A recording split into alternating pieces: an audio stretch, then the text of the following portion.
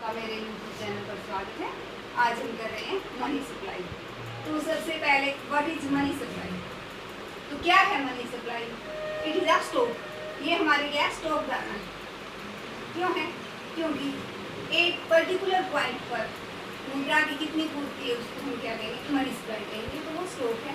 तो इसमें क्या इंक्लूड होता है? एक पर्टिकुलर पॉइंट पर जनता के पास जितनी मुद्रा होती है उसको हम क्या कहते हैं? मुद्रा की पूर्ति कहते हैं। तो इसमें क्या इंक्लूड नहीं होता? इसमें मनी जारी करने वाली जो अथॉरिटी है उसके पास जितनी मनी है उसको मुद्रा पूर्ति के अंदर शामिल नहीं करते। बैंकों के पास जो पैसा है उसको हम मनी सप्लाई में शामिल नहीं करते। सिर्फ वही पैसा जो जनता के पास है उसको हम क्या कहेंगे? मनी सप्लाई कहेंगे। अब कौन करता है मनी सप्लाई? तो मनी सप्लाई करने वाले भी हमारे तीन हैं।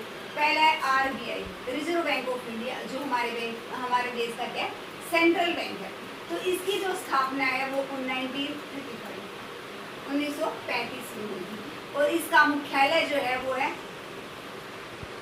मुंबई में। अब ये किस प्रकार से मनी सप्लाई करता है? तो ये ओनली सिर्फ ये अथॉरिटी है जिसको मुद्रा जारी करने का अधिकार है। मोनोपोली है इसे। अकेला यही है जो नोट जारी कर सकता है और कोई भी नोट जारी नहीं कर सकता। तो ये किस आधार पर नोट जारी करता है? तो ये रिजर्व में 200 करोड़ रखता है। उसके हिसाब से जितने भी चाहे वो नोट जारी कर सकता है। फिर 200 करोड़ में ये क्या रखता है? 200 करोड़ में क्या है? 115 करोड़ का तो क्या रखता है? ये सोना, गोल्ड है 115 करोड़ का।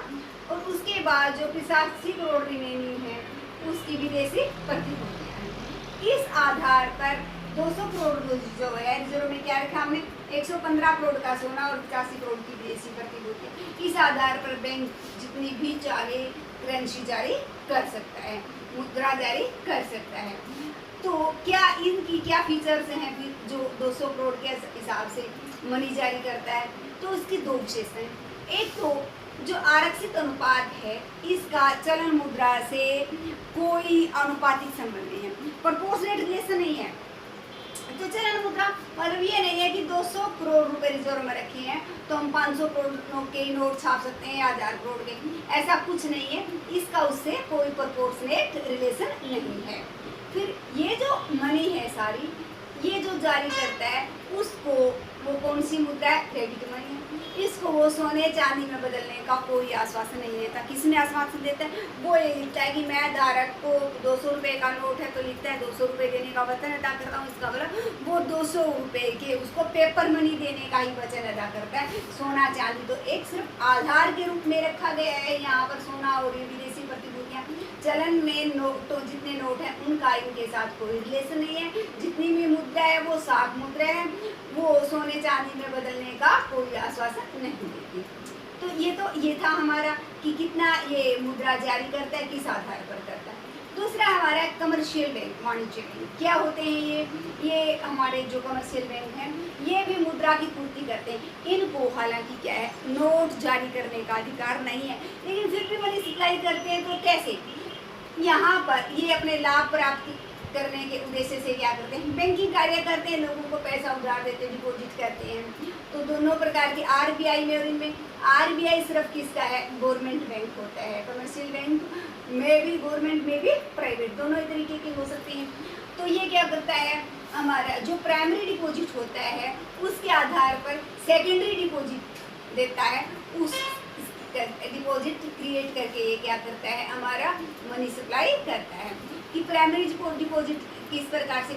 मान लो यहाँ पर 1000 रुपये किसी ने बैंक में जमा करवाए, वो बैंक क्या कर देता है? उसका 10% अपने पास रखकर, यदि CRR हमारा 10 है तो 100 रुपये रखेगा और 900 रुपये किसी और को उधार दे देगा। उसे ये रुपए चेक के द्वारा, हालांकि ये रुपया बाहर नहीं जाता, चेक के द्वारा वो चेक फिर से 900 रुपये का बैंक में आ गया, 90 रुपये रखे, फिर से 810 उधार दे दी। वो 810 फिर से बैंक में आ गई, हालांकि इस बैंक से बाहर नहीं जाता, ये चेक के द्वारा ही आपस में लेन देन होता रहता। मैं 81 रुपये रहेगी, फिर इस प्रकार ये प्रोसीजर चलती रहती है। कितने चेक चलेगी ये डिपेंड करता है हमारा CRR कितना है। क्रेडिट मल्टीप्लायर इक्वल टू क्या होता है? 1/CRR। CRR हमारा क्या है? Cash reserve ratio. जिस प्रकार से 10% है, 1/10% इज इक्वल टू क्या गया? 10। तो ये हमारा 10 है। यदि क्रेडिट मल्टीप्लायर 10 है तो ये 1000 गुना में 10, ये प्रोसीजर तब तक चलती रहेगी जब तक हमारा 10,000 रुपये की हमारी कौन सी सेकेंडरी डिपॉजिट नहीं हो जाती। तो हमारी primary deposit plus secondary deposit किसके बराबर हो जाती है? डिमांड डिपॉजिट के बराबर हो जाती है। जो क्रेडिट मल्टीप्लायर है वो होता है 1/CRR। ऐसा करने के लिए हमने कहा कि एक व्यक्ति ने 1000 रुपये जमा करवाए बैंक में, हमने 900 रुपये चेक के द्वारा दूसरे को उधार दे दिए और वो 900 रुपये फिर से क्या आ जाते, वो चेक फिर से किसी बैंक में आ जाता है। तो इसके लिए हम क्या करेंगे? टू अजम्पशन मानेंगे। अजम्पशन क्या है कि जितने भी लेन देन है वो किसके थ्रू होंगे? बैंक के थ्रू होंगे।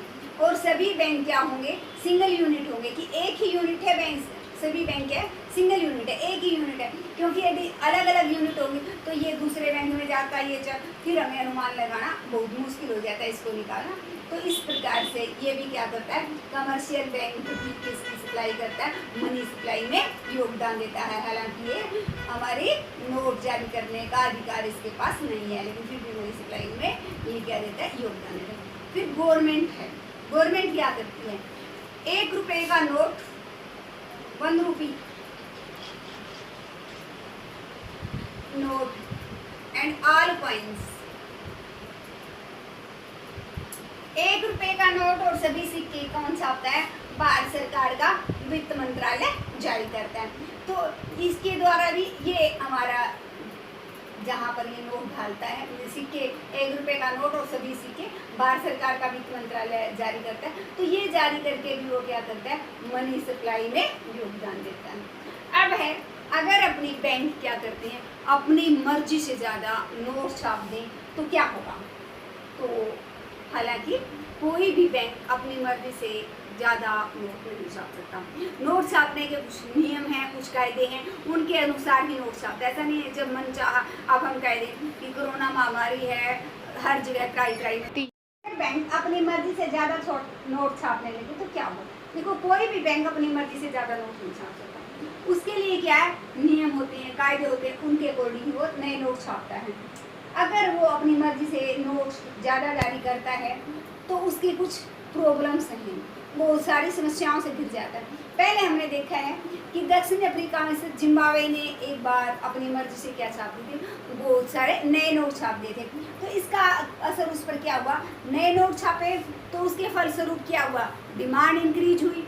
तो ये हमारा क्या होगा कि नए नोट छापने से मुद्रा की पूर्ति, सप्लाई इंक्रीज होगी, लोगों की आवश्यकताएं बढ़ेंगी, वस्तुओं की डिमांड इंक्रीज हुई, डिमांड इंक्रीज हुई तो प्राइस इंक्रीज होगी।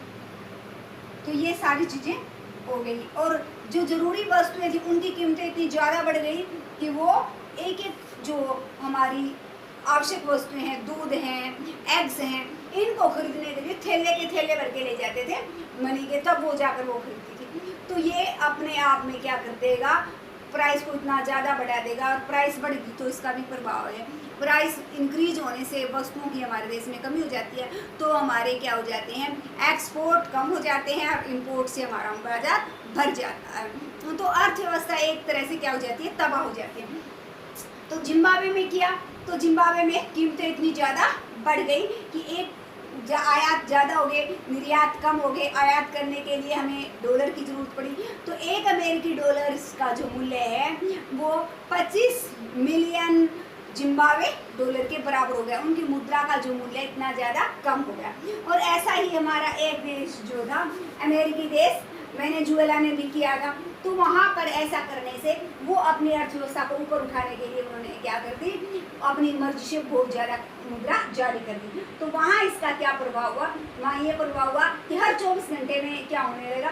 दूध की कीमतें, एग्स की कीमतें, जो ज़रूरी सामान था उनकी कीमतें दुगनी होने लगी। और दूध, एग्स वगैरह जो चीज़ें थी उनके लिए लाखों रुपए इनको पे करने पड़ रहे थे। तो कई सालों तक वो इस दुष्प्रभाव से नहीं बच पाए। तो हमारे मन में भी ये सवाल आता है कि कोरोना महामारी से जूझ रही, क्यों ना हम भी नई करेंसी जारी कर ले? जब हमारे पास अथॉरिटी है आरबीआई के पास कि वो नए नोट जारी कर सकता है, तो नहीं। इसके अपने इतने लॉन्ग जो हैं इफेक्ट होते हैं कि वो अर्थव्यवस्था को क्या कर देंगे? तबाह कर देंगे। वरना हमें क्या जरूरत थी कि हम वर्ल्ड बैंक से लोन ले रहे हैं, अपनी मुद्रा ना जारी कर लेते। तो इसलिए क्योंकि इसके फलस्वरूप कीमतें इतनी ज़्यादा बढ़ जाएंगी और हमारे जो उद्योग होते हैं वो तबाही के कगार पर आ जाएंगे। तो आर कौन तय करेगा हमारे देश में कि मुद्रा कितनी है? आरबीआई तय करेगा कि कब और कितने नोट छापने हैं। आरबीआई किस आधार पर? हमारा जीडीपी को देखकर, ग्रॉस डोमेस्टिक प्रोडक्ट, जीडीपी को ध्यान में रखेगा कि हमारी जीडीपी कितनी है, उसके हिसाब से नए नोट छापेगा। फिर हमारा जो फिस्कल डेफिसिट है, राजकोषीय घाटा है, उसको ध्यान में रखेगा। और हमारी इकोनॉमिक डेवलपमेंट की आर्थिक विकास हम कितना करें, उन चीज़ों को ध्यान में रखेगा आरबीआई। तब जाकर वो क्या करेगा, नए नोट छापेगा। जितना हमारी जीडीपी ज़्यादा होती है, हमारा उतना उत्पादन ज़्यादा होता है, तो क्या किया जाता है, नए नोट छापे जाते हैं। अब माइंड में आता है क्या नोट छापने का भी कोई खर्चा है, तो किस प्रकार से नोट छापे जाते हैं? तो नोट छापने के लिए विशेष प्रकार के पेपर की जरूरत होती है, जो मध्य प्रदेश के होशंगाबाद में एक मिल के द्वारा बनाया जाता है। तो अब हम नोट छापने में क्या होती है, पोस्ट आती है। 200 रुपये का एक नोट छापेंगे तो 2 रुपये 93 पैसे इसमें पोस्ट आती है। 500 रुपये के एक नोट को छापने में 2 रुपये 94 पैसे आती है, और 2000 रुपये का एक नोट छापने में 3 रुपये 54 पैसे पोस्ट आती है।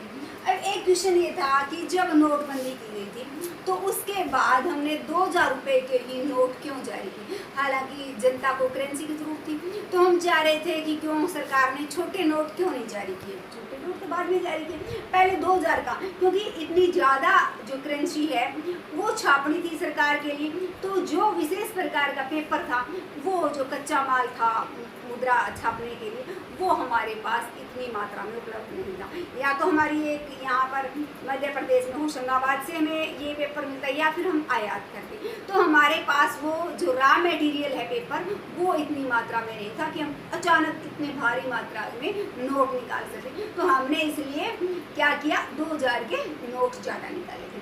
अब ये है कि नोटों की छपाई भारत में कहाँ कहाँ पर होती है? तो चार प्रेस हैं भारत में जो नोटों की छपाई करती हैं।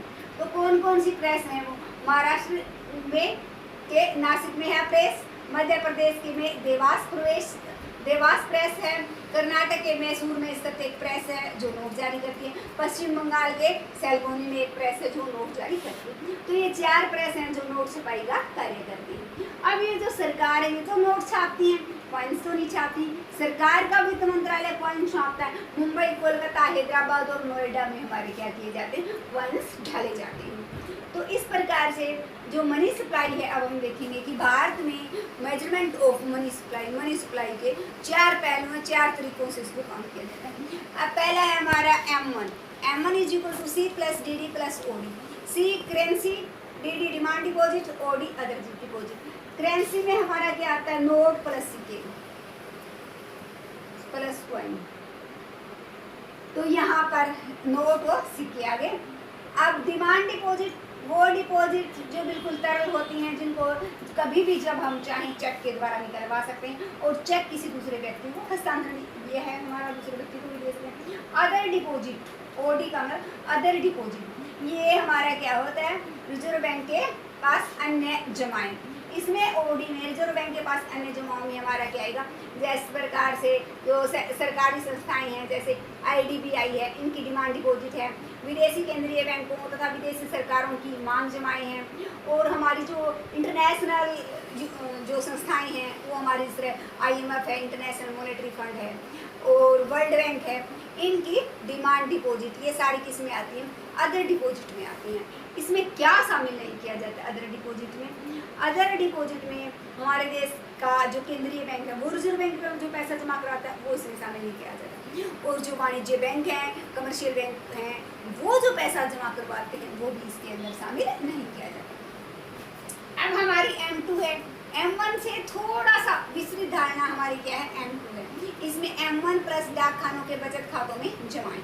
तो M1 में तो वही, यदि सिर्फ ये पूछ लिया जाती है चारों धारणाएं, लेकिन ये 4 नंबर का क्वेश्चन आता है तो हम M2 is equal to M1 plus ये लिखें। लेकिन यदि 2 नंबर के क्वेश्चन में ऐसा पूछा जाता है कि M2 मुद्रापूर्ति की M2 धारणा की व्याख्या करो, तो हमें यहाँ M1 नहीं M1 लिखते हो तो फिर M1 इक्वल टू क्या है वो हमें क्या करना पड़ेगा, डिफाइन करना पड़ेगा। अब M1 प्लस डाक खानों के बचत बैंक खातों में जमाएं, ये है हमारा। M3 क्या है, M2 से भी थोड़ी विस्तृत धारणा। इसमें हमारा क्या है, M1 प्लस व्यापारिक बैंकों की निवल सावधि जमाएं। निवल मतलब नेट हिस्सा of the fix deposit, net fix deposit. पहले तो फिक्स डिपॉजिट क्या है, वो जमाएं जो एक निश्चित समय के लिए बैंक में जमा करवाई, जैसे जैसे 5 साल, 2 साल, 3 साल, वो तो ज़रूरत पड़ने पर इनको पहले निकलवाया जा सकता है। ये लेकिन ये तरल नहीं होती, इनमें कुछ टाइम लग जाता है, इन पर ब्याज की दर भी ज़्यादा होती है। निवल शब्द का प्रयोग नेट का क्यों किया गया, क्योंकि नेट डिपॉजिट में इंटर बैंकिंग जो दावे हैं वो इंक्लूड नहीं किए जाते। इंटर बैंकिंग दावे एक बैंक के दूसरे बैंक के पास क्या होते हैं, दावे होते हैं, उनको शामिल नहीं करते। तो ये है हमारा। अब M3 के द्वारा जब हम मनी सप्लाई को काउंट करते हैं तो इसको हम aggregate monetary resources of the country के नाम से जानते हैं। तो कई बार आता है aggregate monetary resources of the country क्या होते हैं, तो हमें उसमें क्या करना है, M3 धारणा का को लिख देना है। इसमें हमें इतनी डिटेल में जाने की जरूरत नहीं है, लेकिन M4 जो है वो हमारी क्या है, M3 प्लस डाक खानों की कुल जमाएं, तो टोटल सेविंग्स इसमें आ जाएंगे, सिर्फ NSC को छोड़कर। NSC का मतलब हो गया नेशनल सेविंग सर्टिफिकेट, इनको हम इंक्लूड नहीं करते। तो इस प्रकार जो मनी सप्लाई है उसके 4 जो मेजरमेंट हैं वो भारत में यूज किया, M1, M2, M3, M4। यही तक हमें सीमित रहना, इनकी विशेष डिटेल में जाने के लिए कोई ज़्यादा जरूरत नहीं है। तो स्टूडेंट्स, यदि आपको वीडियो पसंद आई हो तो like, share and subscribe my channel.